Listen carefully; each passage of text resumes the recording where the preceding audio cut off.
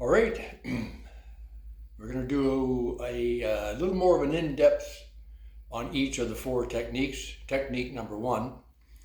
First of all, before we do that, the bass is fundamental. I don't actually classify this as a technique. This is a fundamental thing you have to master automatically. Before we go on to technique one, and the bass, again, if we're in A minor, let's say we go A minor to G to C to E major. With that, you have to do the bass starting on the root note of the A minor, which is an A. So you're going to do 5, 4, 6, 4. And then you're going to go to a G chord, and the G root is on the 6th string, so you have to change from 5, 4, 6, 4 to 6, 4, 5, 4 on the G. If we go back to the C, the root is on the 5th, you have to do a 5, 4, 6, 4 on the C. And then on the E major, back to a 6, 4, 5, 4 starting on the 6th string. So altogether it sounds like this.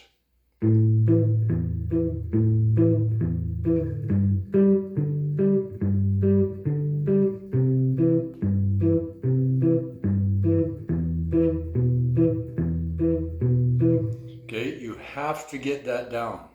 You have to be able to do that automatically. And you got to trust me on this one.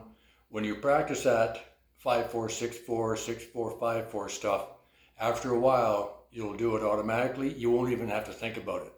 Okay? Got to trust me on that one. So the first technique is the 2-fingered chord shot right on top of the 4th string bass. And at no time are you ever going to hit a 5 string and then a 6 string, or a 6 string then a 5.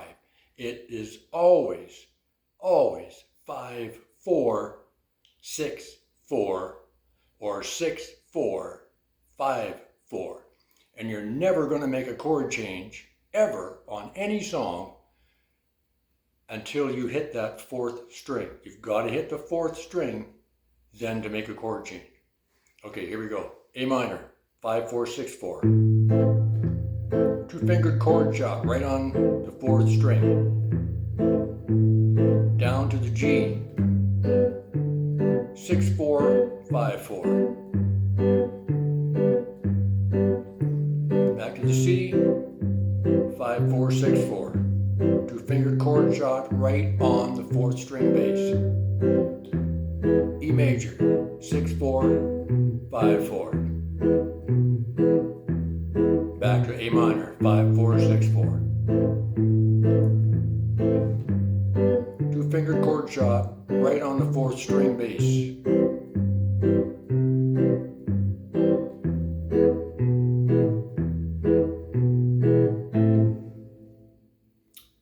That's technique one. Have the best day you can.